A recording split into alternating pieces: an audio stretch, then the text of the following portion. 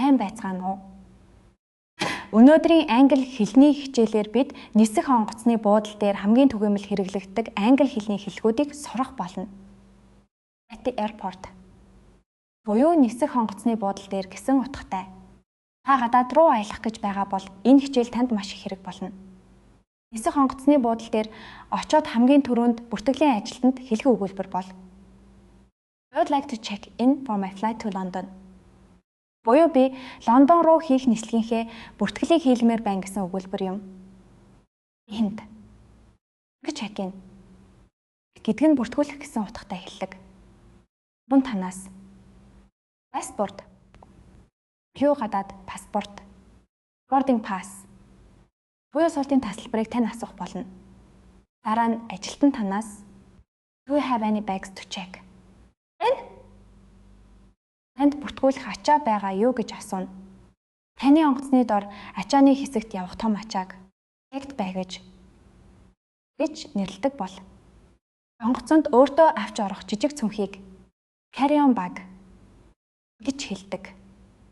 Англи хэлэнд luggage болон baggage гэдэг үгс нь хоёулаа ачаа тийш гэсэн утгатай юм.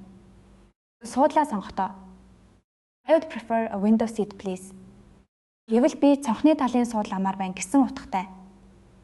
Хэрв та игнэний талын суудал амаар байвал aisle seat гэж хэлээрэй. Энд aisle гэдэг үгний үсэг нь огт дуудагддаггүй. Aisle гэж хэлэгдэг тул маш сайн анхаараарай. Аюулгүй байдлын шалгалт дээр танаас Please take off your shoes and belt гэж хүсэж магадгүй. Энэ нь готол болон бүсээ тайлно гэсэн утгатай юм.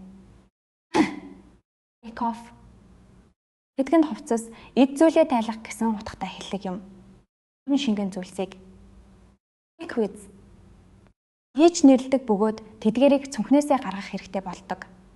Өөрийн суух хаалга мэдэхгүй байвал Which gate does my flight depart from? Миний нислэг аль хаалганаас хөөрөх вэ гэж асуугаарай. Depart гэдэг нь явах эсвэл хөөрөх гэсэн утгатай. Нисэх буудал дээр departures илүү явах нислийн хэсэг. Arrivals буюу ирэх нислэгийн хэсэг гэсэн хоёр үндсэн бичиглэлийг сайн тогтоож аваарай. Нислэгийн мэдээллийн самбар дээр 3 чухал төлөв харагддаг. On time байвал нислэг цагтаа хэвийн байна гэсэн үг. Хэрв delayed гэж байвал нислэг саацсан эсвэл хойшилсан байна. Харин cancelled гэж бичсэн байвал нислэг цуцлагдсан гэсэн үг юм. Эдгээр үгсийг заавал мэдэж байх ёстой шүү. Эцэст нь It is time to board the plane гэж сонсвол одоо онгоцонд суух цаг боллоо гэсэн утгатай.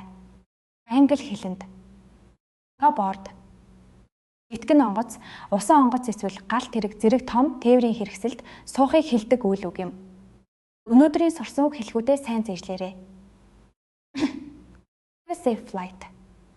Нислэгтээ сайн яваарай. Баяртай.